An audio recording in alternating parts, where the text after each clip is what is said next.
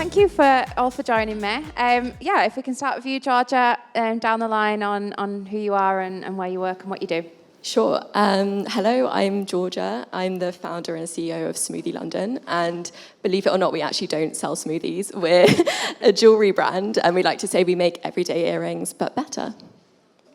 Hello, everyone. I am Sophie. I am head of marketing at Indu. And for those that don't know Indu is a skincare brand for teens. So everything that we do is formulated specifically for teen skin. Good afternoon, everyone. My name is Macdara. I'm the International Sales Director of Sprii. Sprii is a live shopping solution that allows you to go live on website, Facebook, Instagram, also through your influencers as well. All checkout goes for the websites. Hi everyone, I'm Nadia Hussain. I'm the founder of Hair Loving. We have different hair care products for different stages of life, inspired by my early menopause journey at university.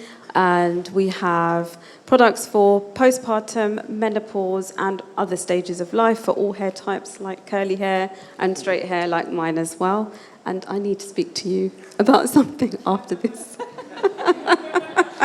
Nadia, we'll start with you. So, as you mentioned, you've built a brand around something that's quite specific, but underserved as well. Like, how are you approaching storytelling for a sensitive audience, I imagine?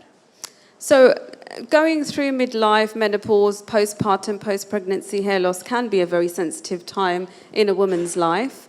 How we're doing this is by real women's stories rather than selling a product. So number one, myself going out there and being able to explain to people my journey, what I've gone through, my fertility treatment. I'm a brand founder, but my backstory, and also getting women and giving women the platform to speak about their own menopause journeys, midlife problems, whether that's nothing to do with menopause or postpartum. It could be PCOS, which also indicates hormonal issues in hair loss or that cause hair loss. So building that real trust, community, and from ourselves and our followers and actual customers and influencers. And Sophie, you've got quite a unique challenge in kind of who you're marketing to, with it being to teens. Like, what's worked for Indu in reaching and engaging in those younger audiences? Yeah, so definitely been challenging. I'm going great because of that. But it's a really, really exciting brand. But what's really worked for us is actually listening to our community. I know community is such a buzzword, but from the very beginning, we built a committee of teens, and we listen to everything that they say, and that influences the decisions we make on the brand. The other thing that's really worked is in real life activation. So we do a lot of that. So an example is last year we found out that Taylor Swift was playing. We were like, okay, well, there's going to be 90,000 Swiftie fans there. Most of them are going to be teens. So we did out of home there, and we thought, well, that's not actually going to be enough. So we found out what Swiftie fans do, and of course they trade bracelets. So we created our own Indu bracelets, and we're part of that trading, and that just made it more kind of interesting for teens. A couple of other things that we do is we do a lot of community events. So, and it's not just a tick in the box, it's actually generating connections with teens. So one thing we did is we had a shoot which was all full of teens from across kind of our wider community. We worked with the Brit School, so there were some Brit School students there. We do lots of other various partnerships. We have a sports sponsorship, so some of our athletes turned up as well for that. And they didn't know each other, but by the end of it, they were all friends, and they were on WhatsApp talking with each other, or Snap, of course, because that's how they communicate. And then we also had a tennis event, so this was all about kind of encouraging teens to get back into sport. And again, it wasn't about pushing the product or the brand, it was all about giving them something to do and showing the love from the brand for them. So yeah, that's what I would say has worked. And Macdara, let's talk a little bit about live shopping. I think people traditionally think of, QVC and the older channels when we talk about live shopping. But now it's kind of coming back into e-commerce. Like, what do you think is working best right now, and where do you think it's still a little bit misunderstood? Yeah, so where I think I'm going to start at the end with that, because it kind of answers itself. But where I think it's a bit misunderstood is people's approach to it sometimes. I think people think they just need to go live. Like, let's just get on, let's go live. Without a reason, without a community, it's going to be tough. So we always say to our partners, like, the 4 essentials is one, like, well, actually before the 4 essentials, one, have it as part of your toolbox. You know, if you've got a campaign, if you've got a new collection coming out, you know, we're in party season now, so doing lives on that, you know, it's doing lives of what people want to see. So the first one is engage your community, treat it as a physical event. We treat them more as virtual pop-ups because we focus on Facebook and Instagram and websites. And use your community to drive, you know, eyeballs to it, basically. And once they're in, give them a reason to shop. Discounts we try and stay away from. Love that Swiftie thing with the bracelets. That is perfect. You know, give them an opportunity to check out then and there. Keep them engaged. No one likes a hard sell, you know, so just shoving product at them isn't going to work. We use gamification, nerdy word, but you can do fun things with it. You know, get people to sign into loyalty schemes and so on as well. And finally, where we see it really, really working is we don't live and die by the live show. And I think a lot of people do that. You know, this is really good, authentic content that's branded around you. It's like, let's reuse that. You know, we see 20 to 30-minute viewing time on our live shows. So let's start putting it back into the website. We're doing a lot of video commerce on there, telling more stories, and then also making it shoppable and cutting it down, using it across TikTok, using it across those sort of like very hungry social media platforms. So that's where, you know, we're seeing it really excelling. It's exciting. And just going back onto the storytelling, Georgia, you are founder-led with your storytelling, aren't you? And maybe that can feel a bit risky sometimes. Like, what's been the biggest benefit for you on showing up personally as the face of the brand? Yeah, I think we grew as a brand originally on TikTok because we were very Gen Z focused. We've rebranded a bit recently and kind of changed our demographic, but in the past, our customers were on TikTok, so it felt like the most natural progression would be for me to be the face of the brand. And definitely, I think in the last 12 months, I've been considering it more. I think there's a slight kind of cancel culture thing going on, and it can definitely be a bit risky if not done well. But I think community, at least the way we approach it, is having genuine conversations with people. It's not just showing a few clips of like behind the scenes on our photo shoots. It's coming on TikTok or whatever platform we're on and asking, like, this is a new sample, do you like it? If you like it, we'll put it into production. What don't you like about it? Those kind of things. And I think that's the stuff that gets people kind of engaged in our brand long term, because I think we have all these like loyalty programs and those kind of things, but when people can tell that a brand actually cares about their opinions and if they comment on something, we'll actually listen to it, I think that is what makes people engage and kind of advocate for you long term. And Nadia, just tagging on the end of that, what do you think like DTC founders often get wrong when they're building communities? I think not focusing on one thing at a time and trying to spread their wings and putting too many fingers in all sorts of pies.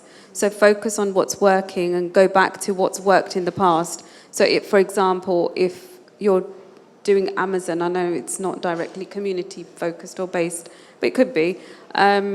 If say Amazon has always worked and trickled in sales, then Meta's not working, for example, or certain ads aren't working, or certain TikTok is not working by you going on it and performing anymore, then maybe focus the budgets back on, say, Amazon. And keep shifting, keep moving, but don't do too much, because then you're going to water down all of your spend and all of your energy and your staffing and your efforts. You don't want too much reliance on like a single platform either, do you? You've got to have that spread so about again, there. there's got to be that balance. Yeah. Having said that, yes. And Sophie, how are you balancing marketing to both the teens and the parents that are buying, no doubt, the products, without losing like the brand voice and who you're speaking to? Yeah, so that also is a bit of a challenge, but we try and keep it quite separate. So from a parent perspective, the tone is very much educational, informative, reassuring. From a parent perspective, we target them on Meta, mostly Facebook. We've done partnerships with Mumsnet, so it's quite separate because we want to be aspirational to the team, but trusted by the parent. And then obviously from a team perspective, we're on TikTok. Our language is more in their vibe. It's more fun. And we do lots of in real life activations that we wouldn't necessarily invite the parent to. It's more for the team. And Macdara, this is one thing I think that either sometimes can put people off starting live shopping, but always they usually ask is like, how can they prepare or how do they get started? Like, how can they succeed using the platform? Like, what's your advice there? Yeah, so my advice, it's not that different. I mean, I always call it's an in-store experience from a phone, and we're kind of already doing it. It's just a longer form of video, basically, in a live format. So best way to get started is not overthink it and pair it, as I said, as something you've got coming up. If you start using it as a separate revenue stream or a separate task to do, no one's got the time to do it, okay? So just pair it with what you're already doing, let it slip in very naturally in that sense. And when it comes to hosting and things like that, try and get people from within the company, I always think as well, because a lot of people always say, we don't have a host, we need to go and find someone. If you can find someone that works for you, super authentic, that's who people want to hear from as well. So that's what I'd say. Just start off pairing it with campaigns. Yeah. And Georgia, talking about tools, quizzes have been central to your growth. How have you been turning them from like a sign-up tool into like a driver of real like long-term engagement with the customers? Yeah, we originally grew, as I said, on TikTok, but we found, this was back in 2022 when TikToks would just go viral really easily. So we used to have these TikToks that would go viral, which was what earring colours you should wear for your hair colour. It's quite weird, but it works. And we just had so many comments of people asking us to do it for them and for their hair colour. So I just thought we'd make it into a quiz, basically to speed up the process. But actually ended up, I think we grew our email list by about 20,000 people in 6 months, which was pretty crazy at the time. But I think it's been really useful for that from a top of funnel perspective, kind of thinking about what value could we give someone. We're not trying to push a product. It's not like a find the right product for you quiz, because I know those work really well for warm audiences. But that kind of top of funnel, what value exchange are you giving them for their email address? Mm-hmm. And then it's also really useful just because we can put all those parameters into Klaviyo now. So it's just really helpful for our segmentation. We can get really granular on what people want and are looking for. It's especially jewelry. People are quite specific about what they want. That's cool. Is it an interesting way of like doing the quiz rather than just like the standard product recommendation? Yeah. Why it's getting a bit more. I think it's. I don't know if anyone here knows about BuzzFeed quizzes. BuzzFeed quizzes, anyone? It was. You need to tell us now. It was just like, the BuzzFeed used to do all these quizzes of like, I don't know, what kind of bread you are or something. And it's those kind of things where people actually just like love to do it. It's quite fun. Yeah, need to get involved.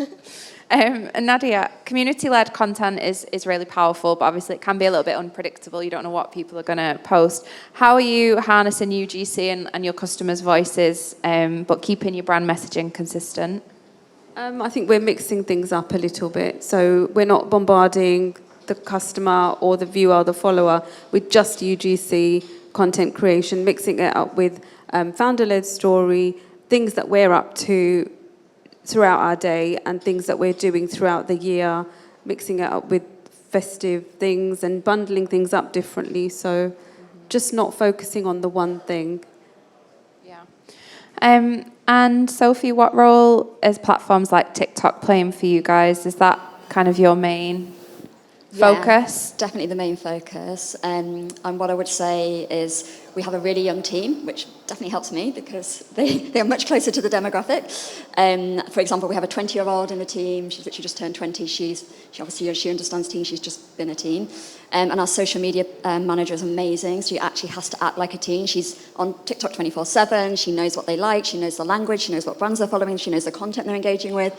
And so now she really, really gets it. And that means that our content is on point, and we've seen a really consistent engagement rate since we've launched, which is really encouraging. Yeah. And Macdara, what's next for live shopping in like the UK and Europe, and do you think it's going to become mainstream in 2026? I think it already is, to be honest. I think if you look at what's happening, especially with the independents, they've jumped on it so quick. I mean, across Facebook alone, basically every single independent boutique is speaking to their audience, and what they're doing is basically they're just like enlarging their shop. You know, their shop is going from 10 people in there to 500 people in there.